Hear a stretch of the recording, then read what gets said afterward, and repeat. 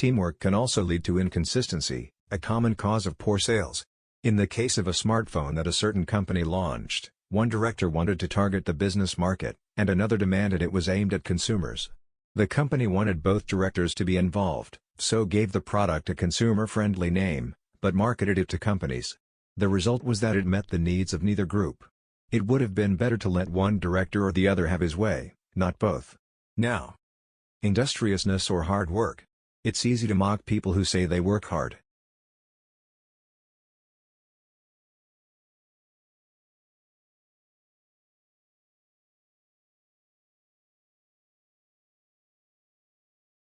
Carbon-rich soil is dark, crumbly and fertile, and retains some water. But erosion can occur if soil is dry, which is a likely effect if it contains inadequate amounts of carbon. Erosion is of course, bad for people trying to grow crops or breed animals on that terrain. In the 1970s and 80s, Lal was studying soils in Africa so devoid of organic matter that the ground had become extremely hard, like cement. There he met a pioneer in the study of global warming, who suggested that carbon from the soil had moved into the atmosphere. This is now looking increasingly likely.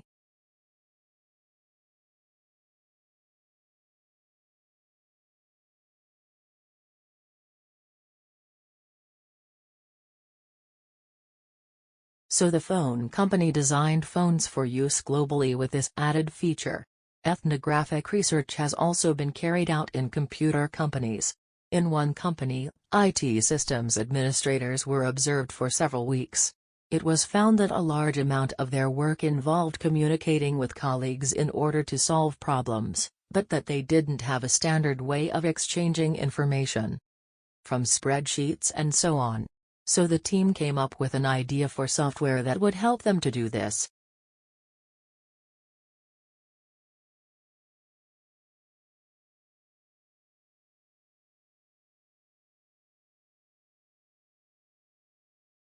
So how was this reflected in the design of the building? Well, Harrison decided to create pedestrian access to the building and to make use of the presence of water on the site. As people approach the entrance, they, therefore, have to cross over a bridge. He wanted to give people a feeling of suspense as they see the building first from a distance, and then close up, and the initial impression he wanted to create from the shape of the building as a whole was that of a box.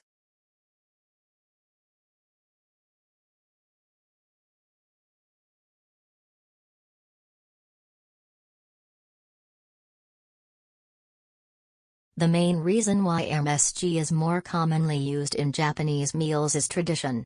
For many thousands of years, the Japanese have incorporated a type of seaweed known as kombu in their cooking, as they discovered it had the ability to make food taste better. But it wasn't until 1908 that the ingredient in kombu which was responsible for the improvement in flavor was actually discovered to be glutamate by scientists working there.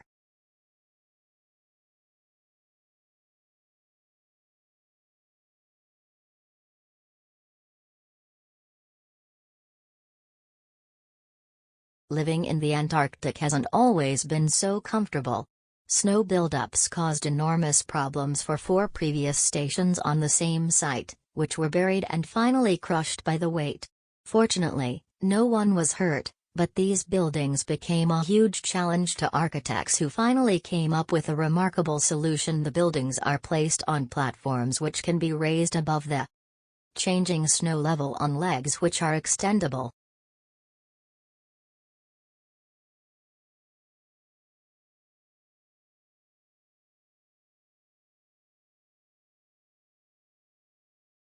I'm left-handed myself and I actually didn't see any relevance to my own life when I happened to start reading an article by a sports psychologist called Peter Matthews.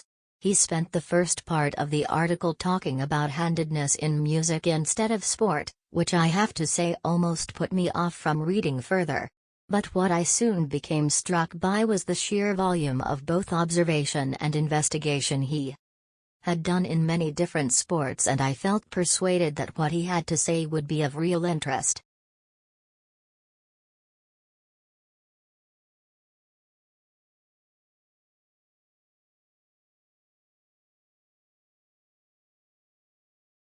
and many sufferers don't know the cause or the solution to their problem. The majority of our patients at the clinic tend to be women. They are especially vulnerable because of pregnancy but also because of osteoporosis, which I personally believe to be the major cause of problems for women. I have many women patients who say they have completely given up exercise because the pain makes them so miserable. But of course, that starts up a vicious circle.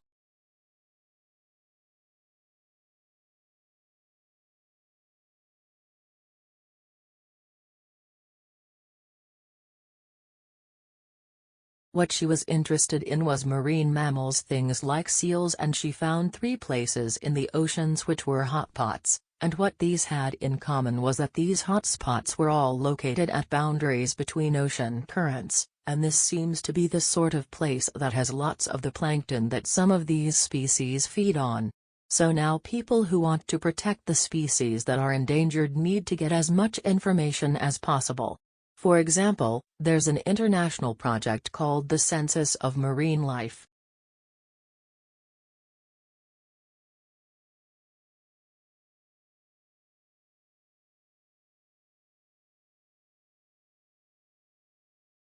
The notion that you could create anything at all has major implications for our health. It means that we'll eventually be able to replicate anything. This would have a phenomenal effect on our society. In time it could even lead to the eradication of famine through the introduction of machines that produce food to feed the hungry.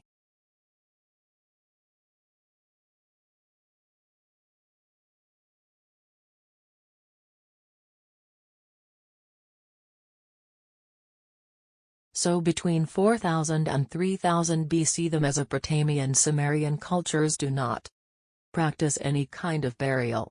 And then, about 3000, in the early dynastic period, these burials start to reappear, and they reappear with a certain amount of conspicuous consumption, and this is the context for the royal burials at Ur. Okay, so, the royal cemetery consists of quite a number of pits, so these are the excavation workers who are coming down into the pits. So you get some sense of how really deep and how really difficult it was to construct these chambers.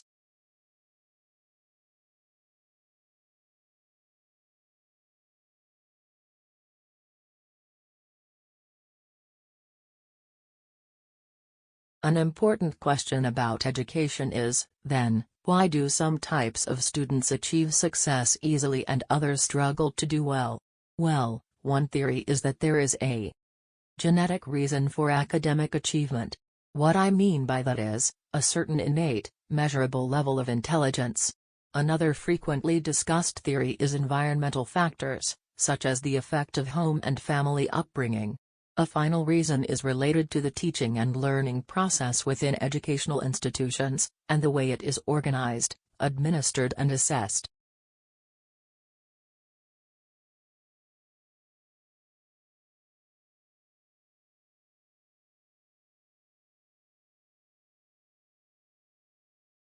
I'd recommend that you all try to get hold of English in the Southern Hemisphere by Nolan and Watts, as this provides an excellent overview of the topics that we're going to be covering in this module. It's really our primary text. It has particularly strong sections on the history of English in Australia and New Zealand, examining in some depth how the language has developed in these countries. The sections on phonology and on vocabulary will be invaluable when you're doing the written assignment, which I'm going to be telling you about in a moment once I've given you the details of a couple of other essential references.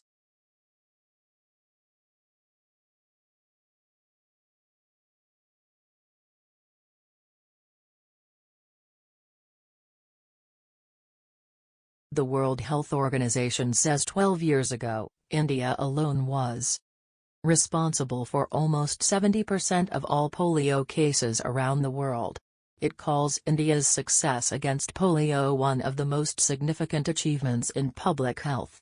WHO officials say India's accomplishment proved the crippling disease can be eliminated in even the most challenging circumstances with a strong political commitment.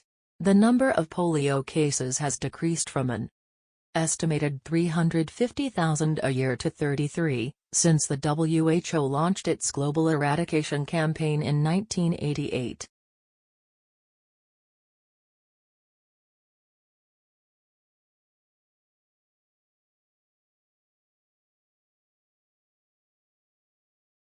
In an effort to encourage the Democratic People's Republic of Korea, or North Korea, to dismantle its nuclear weapons program, the United Nations Security Council last year passed Resolution 2375, which imposes sanctions on North Korea.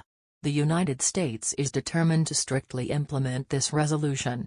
Members of the UN Security Council, and by extension all UN member states, have unanimously agreed to fully enforce sanctions on North Korea, and we expect them to continue to honor those commitments, said Secretary of State Mike Pompeo.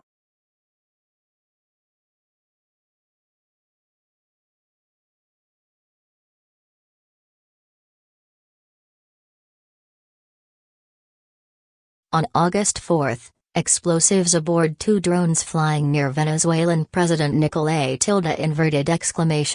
S. Maduro as he spoke in Caracas were detonated. 7 people were injured. Maduro has used the incident as a pretext to crack down on Venezuela's opposition by unleashing the regime's secret police. State Department spokesperson Heather Nauert said, "The United States condemns the political violence that occurred on August 4 and urges the Maduro regime to respect the rule of law, exercise restraint, and safeguard the presumption of innocence for all accused."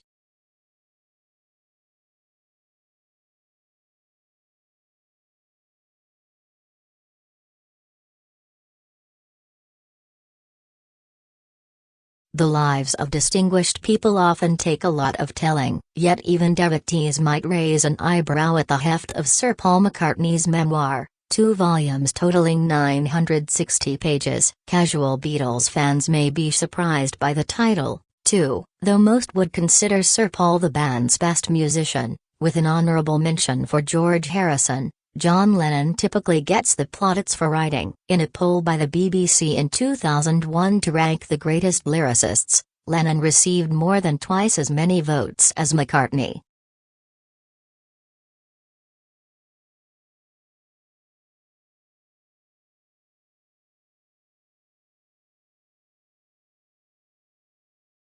The Intergovernmental Panel on Climate Change released the first part of its latest assessment report. The Earth is warming. Even with a drastic reduction in greenhouse gas emissions, temperatures will probably be 1.5 degrees Celsius above their late 19th century levels by 2050. Climate change is underway, the report laments, with all the environmental consequences that brings. The extent of the damage depends on the cumulative buildup of emissions and can be limited if the world strives for net zero carbon emissions.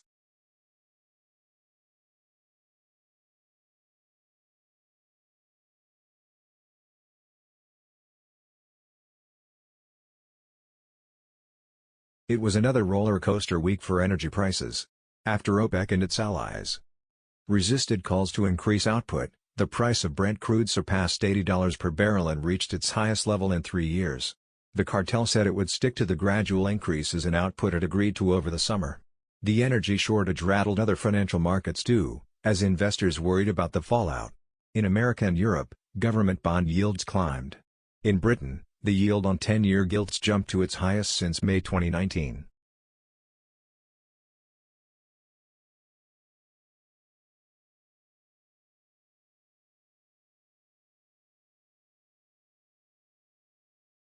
Colombian military and police have confirmed that they have captured Dairo Antonio Uzaga, known as Otoniel, Colombia's most sought-after drug trafficker and leader of the Clan del Golfo. He was captured on Saturday during an operation carried out by the country's armed forces. Colombia had offered a reward of about $800,000 for information concerning his whereabouts. Italy's right-wing former interior minister, Matteo Salvini, went on trial Saturday on charges of kidnapping for refusing in 2019 to allow a Spanish migrant rescue ship to dock in Sicily, keeping the people on board at sea for days.